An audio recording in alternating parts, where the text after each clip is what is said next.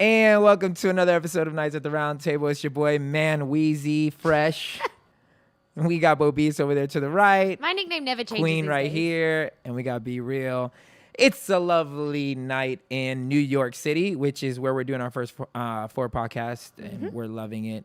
First 4 episodes, of our podcast. Of our podcast. Thank you for the correction. Got your back, babe. Love the rebukes. Oh my God. Always a pleasure. And we got some vino. B, let's talk about it. So last episode, we were talking about how we're on a New York budget. So all these wines that we're drinking on these New York episodes are below $6. We really are on a budget. That's crazy. Bucks and Isn't that lower. crazy? This is crazy. So this one is Oveja Negra. Ooh, that was a good pronounce. Yes, that was so much pretty breath. good. It came out like Niga earlier. Niga. So this is a Sauvignon Blanc. Okay. Did I say that right? Sí, Sauvignon Awesome. Blanc. So I love Say this it confident and we got because this is a product of Chile. This is a Chile? black sheep. Chile. Okay. I can't speak Spanish. I'm part Mexican, great, but Brandon. I'm terrible at speaking Spanish. Anyways, Same. black sheep. I love it because black sheep are the ones that stand out, who kind of carve their own path and don't follow what everyone else is doing, Hells which yeah. is a great segue Two. Into into this episode. cheers. Yeah, because we're talking Cheers. about I'm the shit. I'm the shit. Hey, man, this is what this conversation is called, okay? And I know some people are going to take offense to this, Oh, $6. but It's not good. it's Oh, man. hey, the people of Chile are proud of this. Chile. Let's be proud of it. Hey, so the episode's called wonder I'm the it's a shit. black Here's sheep. why, guys. Here's why. We have this. Okay, in my life, I guess always speak for myself. In my life, there have been times where I have been made to feel less than because of other people's insecurities. So I have been made to feel like I shouldn't be as confident as I am because other people have insecurities in them of their own doing and then project on me and make me feel like, oh, you're too confident, you're conceited, you're cocky, you're all about this, you're all about that. For a long time, I would just believe them and I would try to fix myself and I would try to fix myself. And then I would realize, oh man, they're still saying it. They're still being the same way towards me.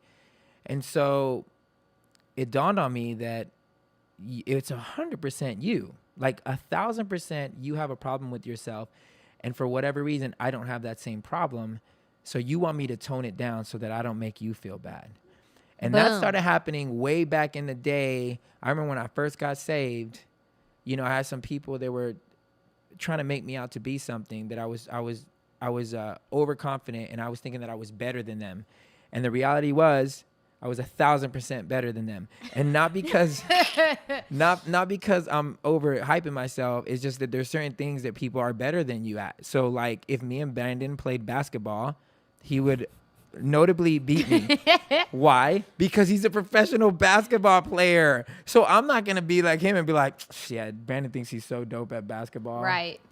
He thinks he's better than me. Like, that's so whack. No, bro, Nigga, he is better than you. Like, you just have to accept it. Yeah. So there's certain things, and there's people that are, you know, and I remember my best friend in high school, Eric. Sorry, Eric. That nigga will always be like, he would be so mad because people will always hype me up in my drawings. He was a better drawer than me. But people will always be like, oh, paying attention to my drawing. And then it would be, you hear that? This is New York We're in soundtrack. New York City. New York City with the love sirens it. in the back. Olivia I'm not, Benson's on the way somewhere. I'm not even gonna push pause because I want that to be there. So he would always with it, and then breakdancing. He was a way better breakdancer. But whenever I got out there, people would be like, "Oh, this dude, like, man, he's dope. Man, You he's used to dope." breakdance? Yeah. let's talk about that Yeah, later. I was amazing. Just kidding.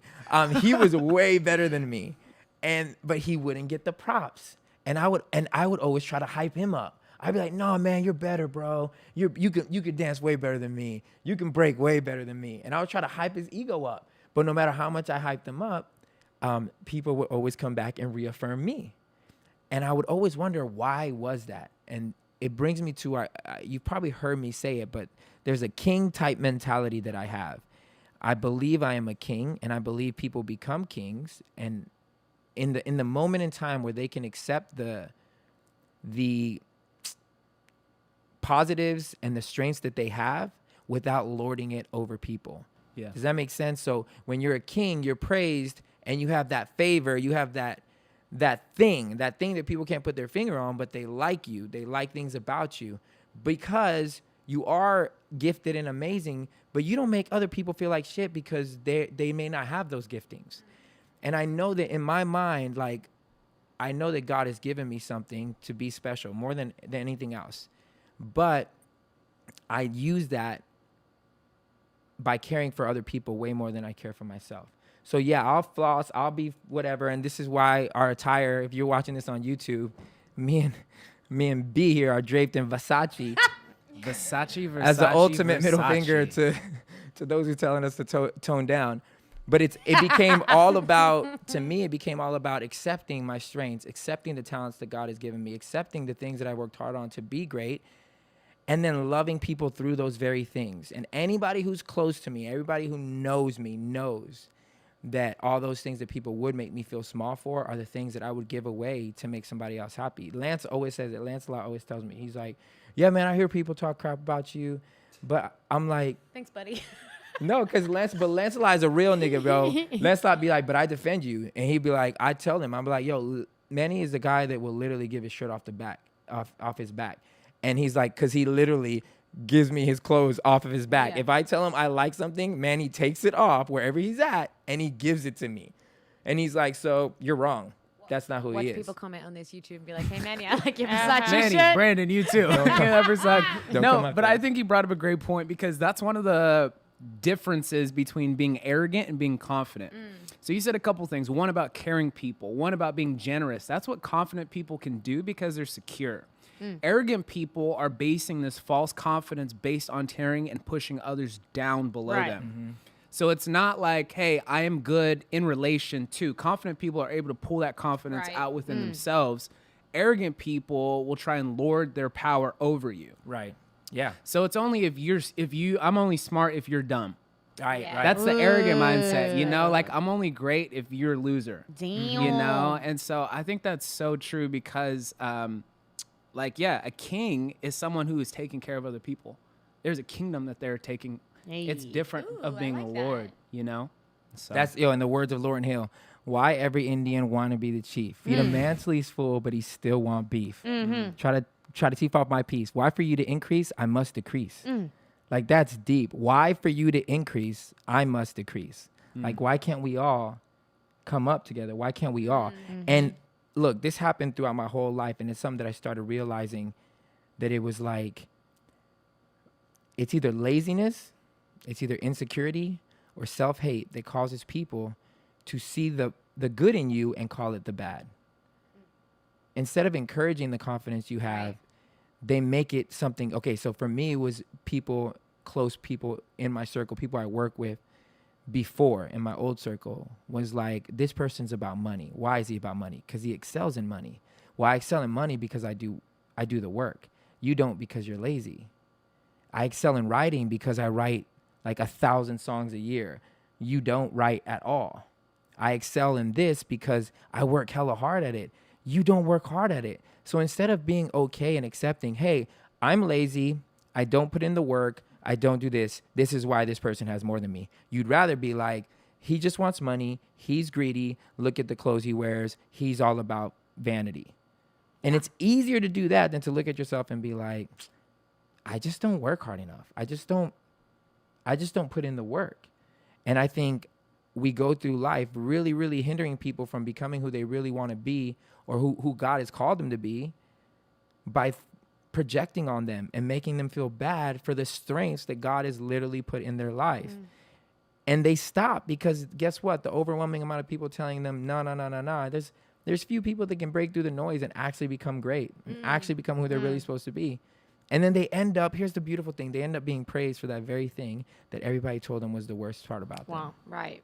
It's definitely more comfortable to blame someone else's success on arrogance rather than to make it stop and look at the reasons why we're not there. And I think I used to look at people that worked out a lot and were fit and were like Instagrammy people. Like I'd be at the beach and just see a girl in their bikini that looked good. I remember I used to, before I became healthy and started valuing that, I actually used to judge them. And I don't love saying that about myself, only that I can say I've come a long way in that area.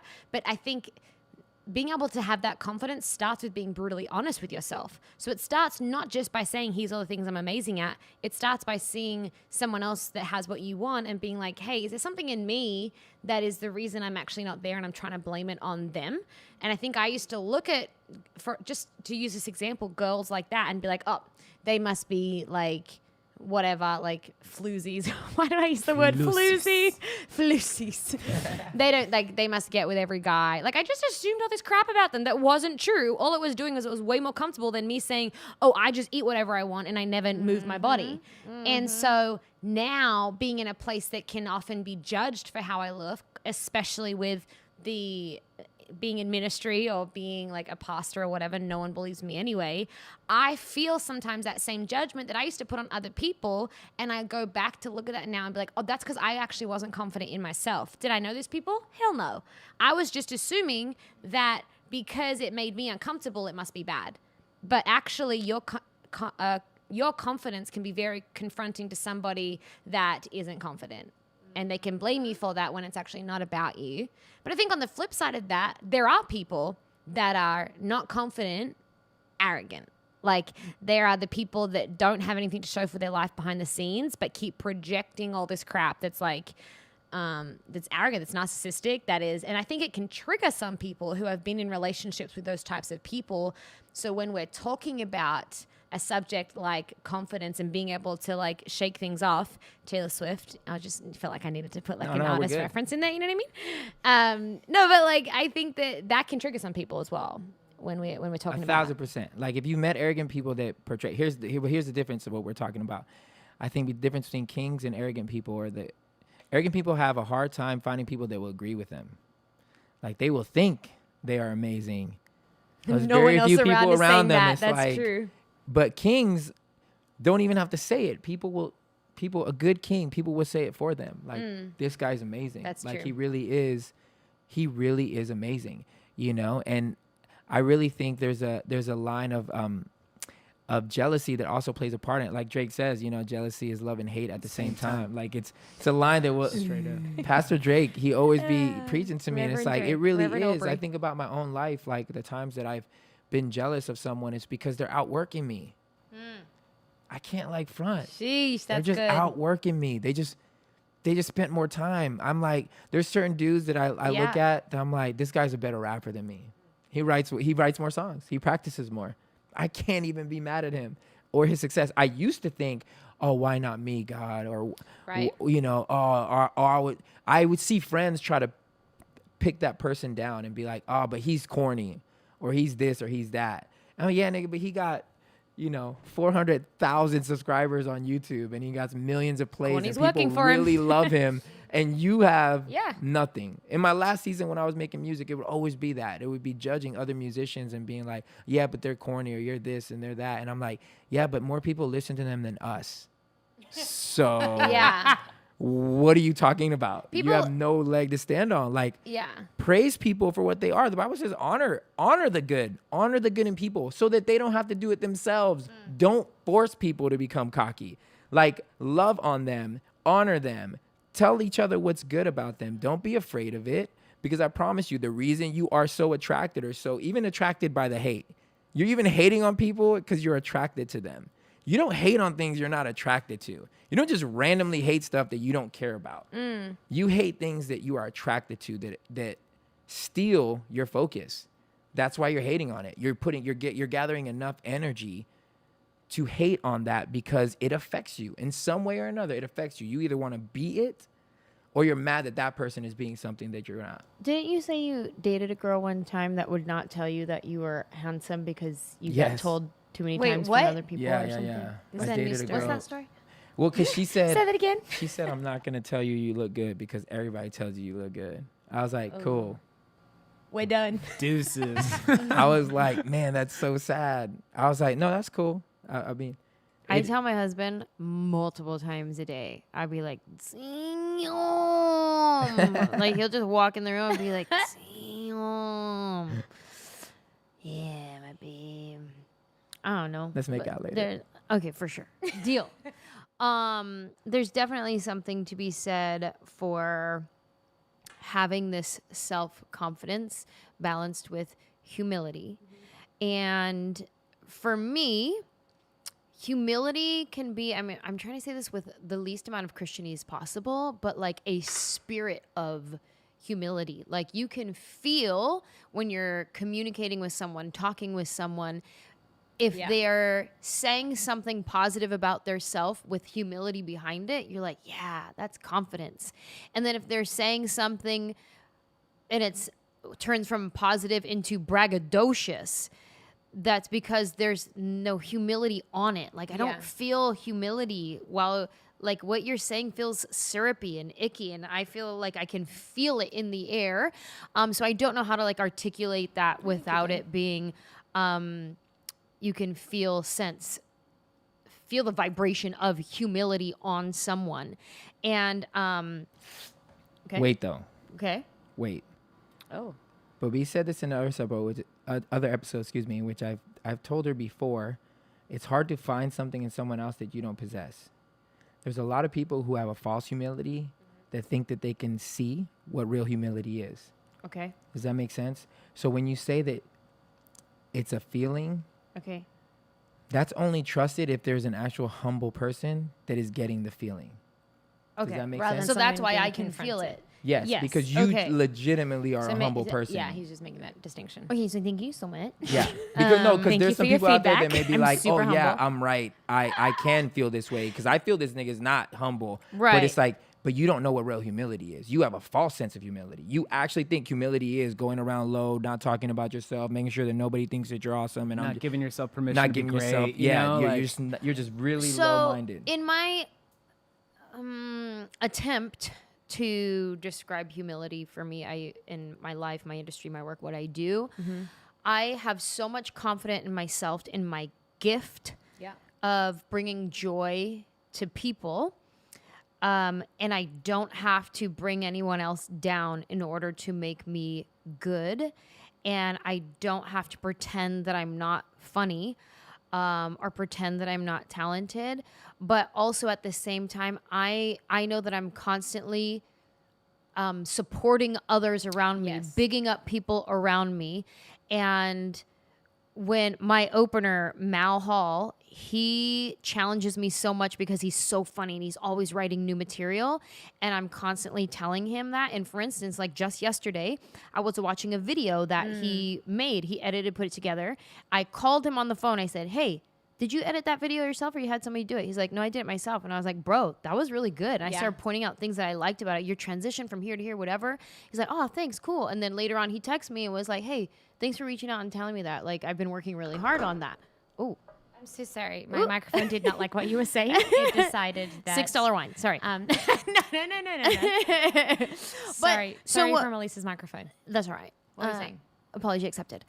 No, That okay, I am constantly finding the good in other people and drawing it out of them as well. and it's one of your best qualities because whenever you're for real though, because whenever you're on, whether it's Angela's Instagram, she could make it all about her. Every single day on her story, there is something about another business, someone else's comedy special that came out, something that she liked that she's not getting paid for. It's not like hashtag ad on there. It is because that is who you are, and that's why you can see it in other people. I was in the room when you called Mal, and he was, because it shocks people when people just do that. And he was like, is that, what else is up? And you're like, oh, no, that's all. That's all. Cool. And now he's more used to it than probably other people because you do it so often. But that is a quality of someone that has confidence in themselves. So like Manny was saying, is bringing it out in other people because this is not a competition. Confidence does not see things as a competition. They're a reason to get better rather than beat them in that sense. And I think that you possess that. And here's the beautiful thing. Look, at least in my own life, the reason I stirred up so much confidence as a child is because I didn't have enough people telling me I was amazing. You know what I'm saying? So I had to find a belief in myself. I didn't either. Because there wasn't anybody telling me that I was going to be great. You know, I got kicked out of freaking preschool Granted, it was my bad. I cursed out the principal. In preschool? He was Preschool, I got a kicked baby out. thug. Ask my parents. I got kicked And then he out went and robbed a bank. because I had a racial slur to my principal. Wow. And I got kicked out. I had to go to public school. Then I got kicked out of middle school because I fought my principal because he got in my face. And he told me when I went to his office, he was like, Reyes, I've been dying to kick you out from the second you came into my shoot. school. Dying to kick me out. So I missed like the last 3 weeks of middle school because me and him got in a fight. Then in high school, same thing. I almost got expelled for attempted assault on a teacher. What's wrong Because with you?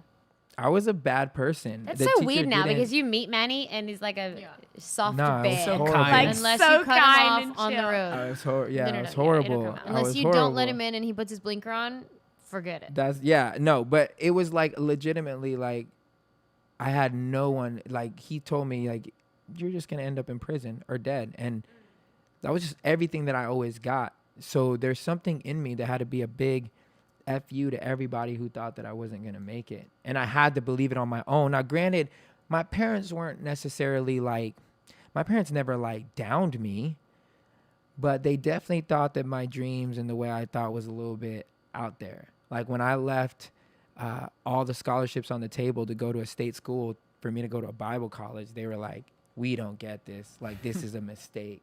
When I went and started doing music and I told Papa, them, why you gonna do that? yeah, like, because I had scholarships to every state school, free rides, you know what I'm saying? Because of grades. And when it came to me going to start music, my mom was like, wait, so you're in college right now, paying for college, but you want to do music? And I was like, yeah, Mom, I'm just doing college for fun. Like, this is just, I just wanted to learn about Jesus, so I went to a Bible college, but I'm going to be a musician. And she thought that was the worst idea ever. And I didn't feel like they didn't believe in me, but they just didn't believe in that dream. But I knew that they would because they've always been like a supporter of me. They just never been vocal because nobody was that for them. Mm-hmm. So it wasn't The until I generation. started winning and God started showing them that it was real. Everything that I was feeling was real. And so that confidence permeated, which is why to this day, it's really hard to shake my confidence because it came from inside. And when I transitioned into Christianity, it got even more serious because then I was like, wait, I found an identity not in like the things that could be altered because I wasn't the flyest. I wasn't the best at everything. So I couldn't be like, I'm the #1 basketball player. Or I'm the #1 breakdancer. I'm the #1 whatever. I was just always good enough to be in the conversation, but I was never #1. When I found God, there was this insane feeling of like, oh, but I'm like #1 to him. And that sounds whatever, but I just had this feeling of like, yeah, but I'm God's son. So I have this supreme confidence of like everything I thought about myself before, there's someone else in my creator that thinks that thinks as the well. same thing, but he's truth. So he can't be a lie and he thinks I'm the shit. So I must be. I really must be. And all these other people that are gonna look at me and say I'm not, I just can't, you can't be close to me. Just to tag on really quick to what you're saying about finding the confidence within yourself because you didn't have it around you. I remember when I first was deciding to move to Hollywood to be an actress, I told my mom, I'm going to move to Hollywood. I'm going to be an actress. She said, I'll believe it when I see it. I don't believe that my mom didn't like support me or believe in me. It was just like, it was a big thing to say. Sure. And it was like, really? Okay. You've lived in the same bedroom your whole life, but sure, go ahead, go to Hollywood. And then I called my older brother, who I don't have that close of a relationship with, but I remember I was like seeking like somebody validate me, right?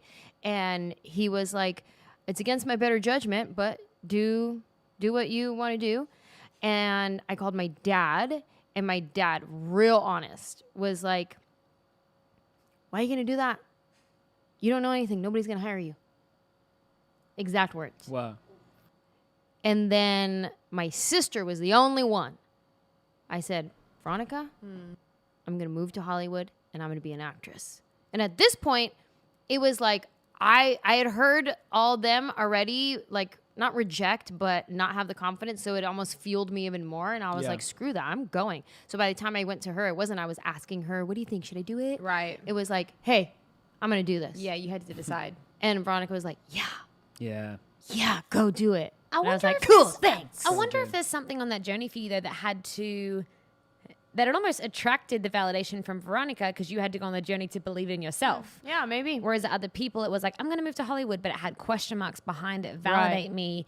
I don't know if I'm really doing it. And then by the time you got to Veronica, you had to go on the journey of like, someone's got to believe in me. I'm going to do this. And she almost felt that from you. Maybe that's it. Maybe I should stop being mad at my dad. Oh, that's a different pod. Whoa, deja vu. Let's talk about it. Yeah. For me, growing up, I was kind of on the opposite end of the spectrum in a sense that my parents just always encouraged me so much. Brandon, you kind of nodding as well. I think you were like that too. So whether it's ministry families or like that fact that, you know, our parents didn't get that from their parents, my dad and my mom were always so encouraging. I want to say it almost made me entitled. I probably could take out the almost in it. I was a PK. I was bratty. Like, why not was always my answer. Like, yeah, I can do this. Do you know who my parents are? What are you talking about? What are you talking about? I'm going to go do this now. Thank you. Bye. I want to be the lead in the production. Oh, you're already the lead? Oh, I think I'm going to take that role. Thank you. I was the worst. And so it didn't take long for that to be knocked out of me in school. But it was this then confusing thing of I'm always validated and I'm always spoken so well of in my home and in church. And then outside, it's like, well, who the heck are you and why are you saying that? So growing up, I was entitled in that sense because of the amount of confidence. Like it was the arrogant type. And then I moved to LA. No one knows who I am or who Michael Murphy is, my dad. And so it was starting over and it was a brutal shock to my system. And then you go through start building, start doing stuff, living my best life, write a book, start traveling. People start, in church world at least, I guess, asking me to come and speak and all the things. And so I start being confident again, get married and think that my husband's going to treat me the way my dad used to treat me. And that never came. It came in the early stages of dating, but it wasn't. I didn't check how deep those roots went down of encouragement, and so they didn't last very long, if that makes sense. And so I found myself in a marriage, honestly feeling like, well, then who am I guess? Shrinking into not that healthy sense of confidence and humility, the really unhealthy sense of insecurity and fear. And became, towards the end, a shell of who ELYSE is. And my dad and I, when we were talking about it after everything had happened, he said when he came back to LA before I went, before the marriage officially broke up, he said, I was like talking to you and I almost couldn't recognize you because you would not even look me in the eye. You wouldn't really respond to questions. Wow. It was a very small version of the girl that I had raised. Wow. And I believe very strongly that I had to go back to Australia for those 4 months to find my identity as the daughter again. And in that, what you were saying, Manny, with the identity thing of knowing like you're a king's kid, in a sense, I had to get that back. But this time, because of what I'd walked through, it was a genuine confidence, not entitlement, not arrogance. It was a confidence that is rooted in humility because I know what I've walked through. And I know what I've had to fight through and the lies that I have had to dispel and the thoughts that I've had to get rid of and the work I've had to do to be able to say, I'm the best, like I'm awesome. And so I think because of that now, it's just an interesting, different perspective of I didn't grow up with having to find it by myself. I actually had that later on and then had to fight my way back to what that confidence is we're talking about. Yeah, that's a similar story to mine. I'm reminded of a passage which has been kind of like something I've really been like trying to read and comb through is Romans 8. And it has this part in Romans 8 that it says this, that if God be for us, Who can be against us? who can be against us? Come on, church. And another translation says, if God has decided that he loves you, what can stop that love? So if he's already made up his mind about me, it's just me catching up, making my own mind about me. Hey. Of like, if he's like, he's with it, I got to get with it. And similar to Elise's story, like I grew up in a home where both my parents were like super supportive, like constantly like, we believe in you. We believe in you. Like I can hear my mom's voice. I hear my dad's voice saying, we believe in you. We believe in you, son. And for a long time, it was basketball. And one of my dad's nicknames for me growing up was Champ. He'd always call me Champ. You know, obviously short for champion. Yeah. But like he legitimately made me feel like that. And so it put this confidence in me that like, my dad has got my back. My mom has got my back. So understanding that you're not alone, that someone has got your back, especially early on, that's one of those things that reinforces confidence, that self-esteem. And similar to Elise's journey, it wasn't until later on where when basketball gets taken away from me, because I had been so confident in that because I had put the hours in. Like, I wasn't just good at basketball because God gifted me. Right, You know, no. I'm like, I'm barely 6 feet with my shoes on. You look at me, you would not assume like I can ball. But like, I'm in the gym in one summer shooting 70,000 shots. Oh my God, that happened to me in my summer as well. Our stories are 70,000 so shots. similar. What were you drinking? I once did a state basketball trip. I literally got on the court like for 5 seconds and tripped over my own shoe, and the coach took me off. Very similar. You know what I mean? little So Elise. confidence. And Sorry, so keep going. like, all putting the work in was what allowed me to get confident with that. Yeah. Yeah. You know, because it wasn't like, again, so many people had just a false confidence. It was just like assuming, hey, if I believe myself, it's going to work, Yeah. but like not even really making it work with you. And then too, I think the confidence that I've built inside of myself has been one of those things that I've found bravery in. Like, I love one of my I like favorite Kanye lines is this. He says, "We found bravery in my bravado." And I love that because like, you can be confident to such a point where people around you can pull bravery from that confidence that you carry. Yeah. Like my best friend, he went through a really bad breakup. And I remember at one time telling me, he goes, "Man, thank you for being so confident. Like your confidence has given me courage in my own life." Wow. Wow. That's crazy. And again, it's even Wow. too just like pulling myself through. Yeah. That confidence is that voice that's still inside of me. Like, yeah, you could do this. Yeah. Well, man, because, you know, I think about this, and maybe there's people listening. Maybe there's people listening thinking, nah, y'all just conceited. Or this dude is for sure conceited. He is way too up on himself. Maybe that's the truth. What is the adverse? Like, what is the other side of it? Do we, or at least for me, let me speak for myself, do I listen to the voices on the internet that tell me I'm crap? Do I listen to the people that were closest to me that tell me I'm greedy, I'm this, I'm that, when in my heart I know, man, I give so much more than you would ever know? You know, is the adverse me believing the voices that want me to fail? Like, is that the adverse? Would you really be happy me being that unhappy so that you can feel happy? I've lived the other way though. So for me, because I've had those conversations in my head of like, maybe when things started going down south, like it was down south, that felt weird. When things started going south in my marriage, I was like, oh, it's me. I'm narcissistic. I'm arrogant. I'm entitled. And there was some of that stuff for me to work through in terms of not wanting to fight for things. But by the end, what I realized is that shrinking to make someone else comfortable will never work. No. And I had 2 people that were in our church that called me out for a prophetic word in the entire congregation. The second time was crazy because it was the same as the first prophetic word I'd had 4 months earlier, but the 2 didn't know each other. But the congregation was sitting there listening to practically the very same word that I'd heard in the January. And the word was, you need to stop shrinking to make someone else uncomfortable. To make someone else comfortable, you're dimming your own light. And that's enough of that, basically. Like, you were called to shine and shine bright. And they started like praying over me about my voice, which is so interesting because it was like the first time was about a month before you started talking about the podcast. And the second one was really at a point to confirm the first one when we had started and we were getting messages back about my voice.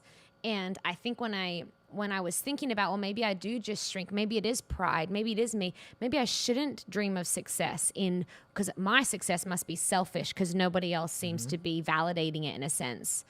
And then I got those words that you cannot ignore how similar they were, and the amount of people after that was coming up to me trying to remind me, you got that in January. I was like, thank you, I'm aware. But it reminded me that like so many people out there are living to make other people comfortable around them. Yeah. And I just wonder how many of us will get to heaven and realize, oh crap, I completely missed my calling because God called me to be way bigger than I lived, but that person wasn't comfortable with it. That person's comment on the internet made me shrink. That friend that was jealous of me, like, was trying to turn everyone around me, or like those opportunities, those doors closed, so I just gave up to make everyone else around me comfortable. And I just had to come to a point where I'd rather have to rein in my confidence than have to shrink to make somebody else comfortable. No, yes, because look, like I said, that one thing that people are going to look, and we're talking about positive attributes, okay? That one thing that people come after you about that you're so confident in because you're so good at it, and they try to tear you down because that's where your confidence is coming from, and you're shining in that area. That will be the one thing that the Lord will use to bless so many people. So for me, back since I can remember, back when I was in my group, it was, this guy is all about money. This guy's all about money. So I stopped handling all of our money, even though I was the reason that we had 6 figures in the bank, that we were never in debt, because I know how to handle money, because it was my gift. But because you guys think that I'm all about money, I hand that over. I got a business manager. I got as far away from the money, and it never changed. The view of me never changed. I was still the nigga that only wanted money. And at the end of the day, now I use those very talents not only to help all my other friends, because I'm the first call when my friends have questions about money. And I'm helping people, guiding them through financial talks, and they're winning because of our conversations. Not only that, I got my parents out of debt. Now my parents have no debt, and they're living a free life, when before they were $180,000 in debt with no sign of getting out of it. Wow. But because of the gift that everybody says, oh, this guy's all about money, now my parents are living on easy street because of that gift that they wanted to take away, that if I would have let them take away, my parents wouldn't be where they're at. Me and my queen. Like, I got brainy ideas, and I just recently made a funny investment that cost us, but since we've been together, our net worth is like tripled. You know what I'm saying? Because God has placed a gift on me when it comes to money, and the enemy knows that, and that's why that's what he goes after, to try I and cannot steal. let these small-minded people convince me that I am about something. Because sometimes I want to be like, okay, fool, Mister, you think I'm about money? I can't do this because the Bible says that don't let your left hand know what your right hand is doing. But sometimes I want to be like, pull out your statements, bruh. How much did you give this year? Do you really want to compare? Do we want to go there? Because you don't even know. You don't even know what we do with our money. And I guarantee you, if we pulled out our statements, it would be a lot different. I refuse to let anyone steal that from me. Something that I've worked so hard to give to other people and that God has given to me, I refuse. And if you're listening, if there's that thing that you're like, man, do not let people steal your shine. Do not let people steal that thing that is a gift, that God has given you, that you are flowing in, and people respect it, and people are attracted to you because of it. Do not let small-minded people make you small. You got to let your light shine. Yeah. And I think about that even this summer. I was really challenged. I kind of took a break from social media just a little bit. I wasn't going to announce it. Hey, everybody, I'm going to be away. It's one of my pet I'm retiring. peeves. Actually, I didn't care to begin with. Second of all, cool, have fun not being on social media, Checking the comments of the post you just posted about, being on social media. It was funny because I got this picture of just this little pathway, and there was this light shining through, and it was limited by the size of the doorway of the light that it could actually shine through. And I was thinking of that passage. I'm super on my verses right now. Oh shit! Oh man! One of my favorite verses, and I would always sign it when I'd sign autographs, is Matthew 5:16. Let your light shine before men, that they would see your good works, and they would glorify your Father in heaven. And to translate that for you is you are called to shine, and you are called to let that light that is inside of you shine as bright as possible, because in that shining, there is this love that can come through, and that love is the thing that transforms hearts and transforms lives. So I want to always create as much as space as possible for love to shine through my life. And the moments that I choose to shrink myself, the moments I choose to make myself small, I am limiting the amount of love and light that can come through my life. Very good. And again, I don't want to just be the best I can be. I want the people around me to be the best they can be. Yes. And in order for that to happen, I have to be everything that I can be. Yep. And so many people don't even give themselves permission to shine. And maybe you need to hear somebody tell you, like, hey, go out there and be amazing. Yeah. Yes. Like I tell my young people all the time, go out there and be amazing. I stand by you. I support you. Go and shine. No more of the like, hey, like, hopefully. You know, Yeah. Oh, I used to do that all the time when people compliment me, like Yeah. especially being in ministry. They'd be like, "Yo, you were amazing on stage." It was To not God me, be it's the glory. Jesus. oh, man. It's the Lord. God It's be the the Lord in me, God. But you know what? You start using these and thous. Thy I'm like, Lord did somebody something. pulled me aside, and you know what they told me? They're like, "Look, whenever they do that to you, you know what you are doing, like you're basically." The God in them, whether they know it or not, is honoring the God in you. The best thing that you can do is just say, thank you. Don't make them feel foolish for praising you, because you know where the praises belong, but they that's don't so know. good. At this point, they don't know. A mature person would, or not mature, that's the wrong word. Somebody who understands what we're talking about will understand it. I can say, yo, bro, you're freaking amazing. Like, you're amazing at this thing. Yeah. You're freaking, and I know that you know exactly what we're talking about. Like, you were Exactly. created Yeah. amazing. I'm not worried about you getting a big head, Right. stupid stuff like that, Yeah. because I know you know where this is coming from. Yeah. A little 14-year-old girl who's awed by my dance moves and my whatever comes up and says, "Oh my God, you're the best. You're so amazing. You dance for amazing." I'm not gonna be like, "Nah, actually, Chris Brown dances better than me, and Trey Songz can sing way better than me. So you're not accurate in what you're saying, but hey, to God be the glory." You know, like, Right. just be like, "Oh, thank you so much." Because what I'm translation of what you're telling me is the God in you sees the good that God has put in me. So thank you, young girl, and I'm happy to sign an autograph. Like, that's more honoring than being fake Yeah. humble and saying, Right. you know, this is all the Lord. This is the Lord gave me all this stuff. This has Though I nothing to do believe with that, me. I really do Right. believe It's not that. about me. But if I didn't open my mouth, if I didn't work hard at dancing, if I didn't work hard at writing, if I didn't do any of those things, God would not be using me. I'd be that dude with the talents who hid it under a rock and didn't do anything with it. So yes, it's something about you that you have a part to play, and that's the beautiful thing in this relationship with God. You have a part to play in the amazingness that is going to be your life. Yeah. I have a really good thank you story, really quick, before we move on from this topic. Similarly, somebody said something like that to me. So, I've always wondered when I get to share this story. Oh my God, I'm so very excited. happy about it. Now I'm like really excited. So, years ago, I met Meghan Markle before she was our favorite princess. Princess Megan. Years and years ago, I was a stand-in on a TV show. Wow. If you don't know what that means, it's like extras. You're just in the background. You walk there back and forth, or you sit there and whatever. A stand-in means like you stand in the place of the actor while the lighting and camera crew gets their stuff together, and then you tell the real actor, this is where you stand. So I was a stand-in on a TV show. She was a guest star on that show. She was coming in just doing one episode. And we're standing by the craft service table, and she says to me, "You have really nice skin." And I say to her, "Oh no, you have really nice skin." And she stops me, and with all sincerity, and she was really educating me and helping me. She wasn't putting me down, but she stops me and she goes, "Hey, when someone gives you a compliment, it's okay to say thank you." Ooh. And that has stuck with me because I thought if I say thank you, that means I'm conceited. If I say thank you, that means I agree with you, and that means I'm conceited.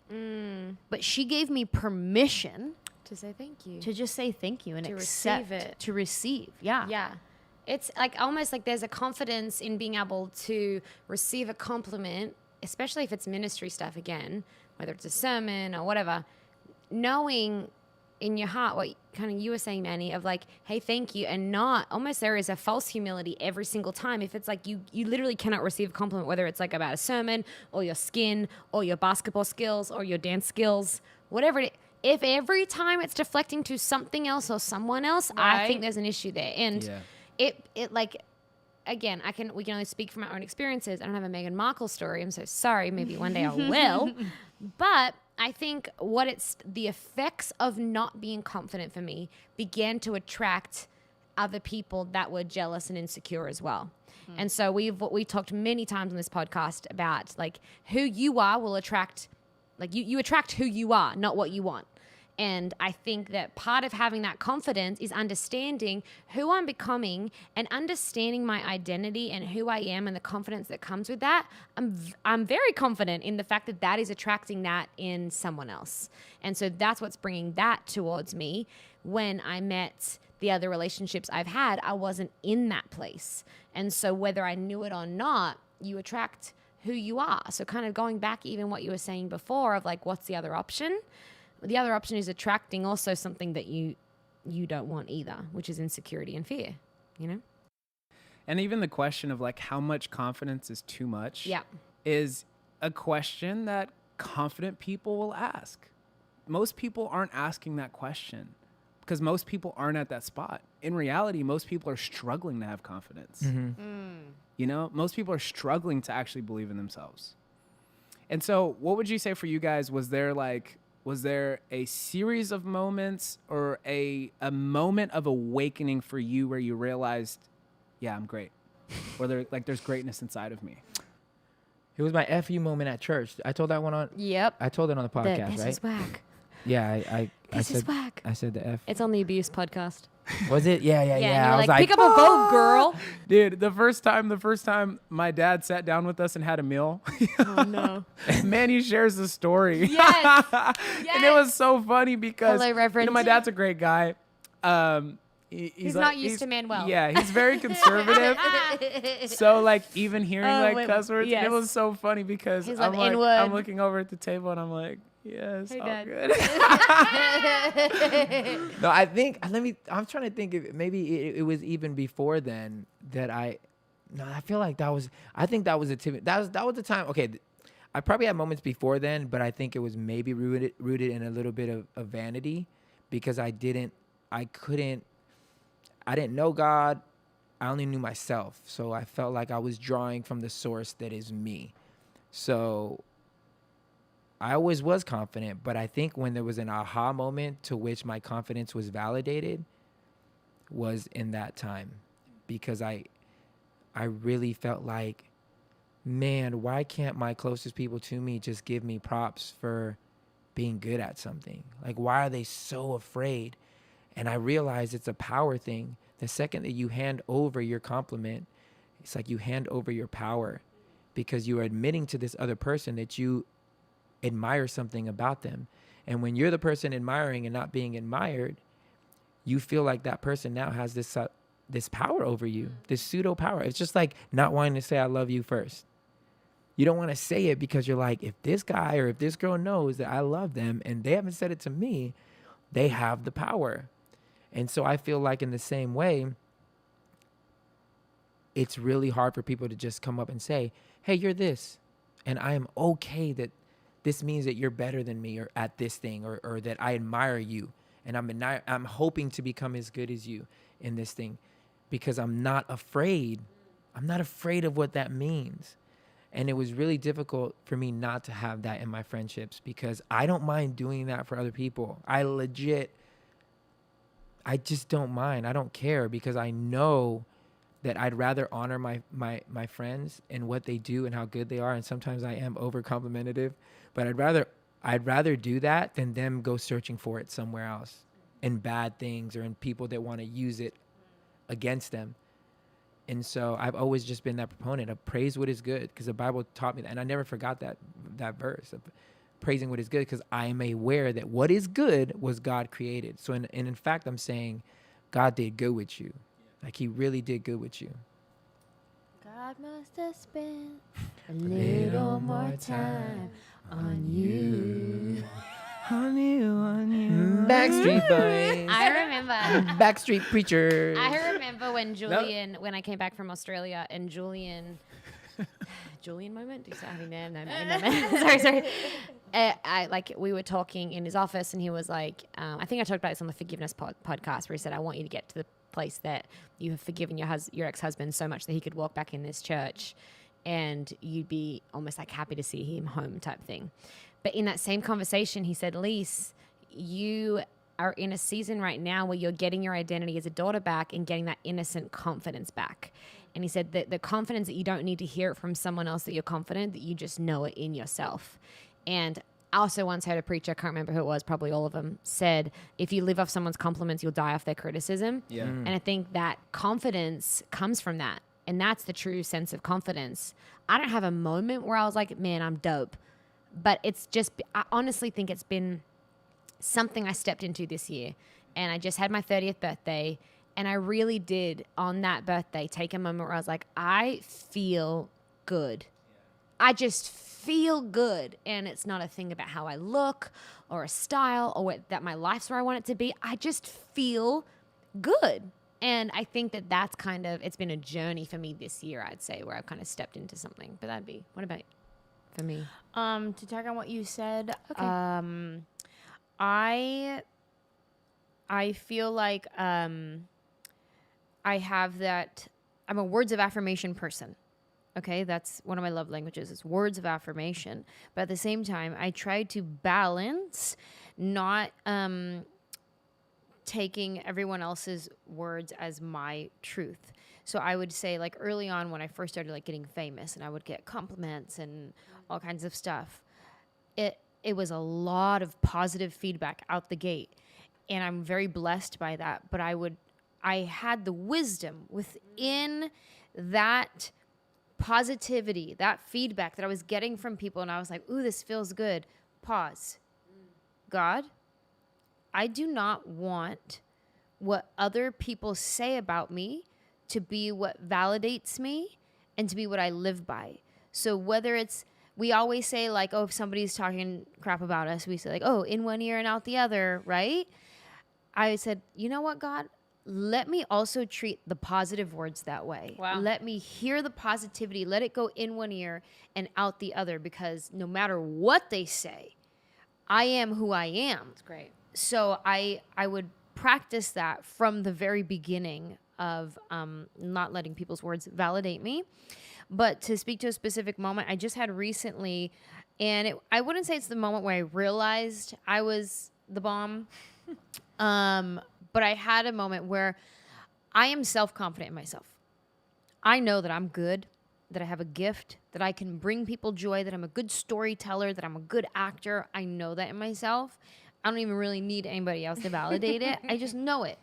It's nice to hear other people validate it, but I just know it within me. And recently I was at the Just for Laughs Comedy Festival in Canada, and there's a lot of headliners from all over the place come to this festival. And this one night, I was complimented multiple times by fellow respected comedians, and I rarely get that. And that was very special to me. And I remember in one night, I walk into the green room, and I see Jay Farrow in the green room from Saturday Night Live. And I've never met him before. I know who he is, obviously. And I walk into the green room, and he goes, yo, like so excited to see me. And he's like, yo, big fan. And I was like, me? And he goes, yeah. And I go, oh, I'm Angela Johnson.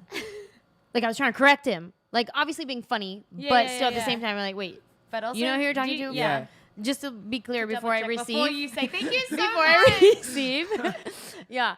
And then he starts talking about my work that he appreciated. Wow. And I was like, whoa, thank you. And in my mind, I remember thinking like, I know I'm good, but it's nice to know that you think I'm Yes. good too. Yeah. That's cool. Yeah. Thanks. So I kind of had this moment. And then Yeah. like a couple other people that same night, I was like, whoa, he thinks I'm good too? Wow. Thank you. You know? Yeah, it confirmed Yeah. something rather than validated something. Y'all Thank hopping you, on the yes. same page. That's Look, bottom of the line, Bottom of the line. Our confidence is oozing at this moment, and before it gets lost on you, the whole reason we're talking story like this is so that if you're listening and if you feel like you are that person that is shrinking for your husband, for your girlfriend, for your boyfriend, for your wife, for whatever it is, if you find yourself shrinking or becoming small or losing that confidence that you know was put there by God himself, man, we just encourage you, man, don't lose yourself. Don't let someone take that from you. Don't let someone steal that from you. Let small people be small.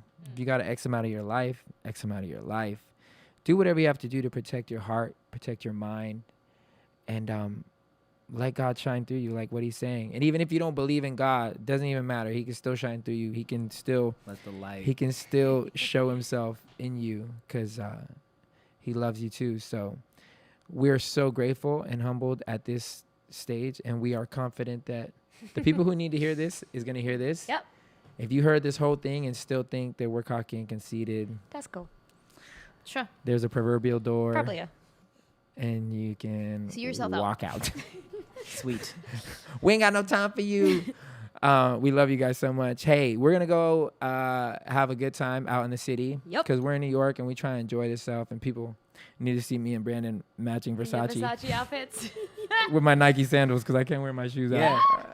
I'm wearing white pants too. Like it's like one thing wearing You Versace can't get- top, yeah, and yeah. it's like You another doing the thing white we wearing white pants, pants. too. Like there's Gosh. got to be a level And your of buttons down, like your chichi's been Yeah. showing all night. I'm Exactly, like, yo. dang, Gold Brandon's chain and chichi keeps chichi pointing showing, at me. yo. I Cleavage. get in trouble if I did cut that. some male We cleavage. real All right. good Oh, right this- now. this Hey, we wine is love you not so much. good. It's not good. I don't even know if I'll drink this last That's why I one, was but slowly trying to get it, so at the end of it, I could just. It's like a shot. It really is. hey, we pray you 70,000 find a seat shots. at the table. But if you don't, you're always welcome at ours. Cheers. Cheers. Let's do it.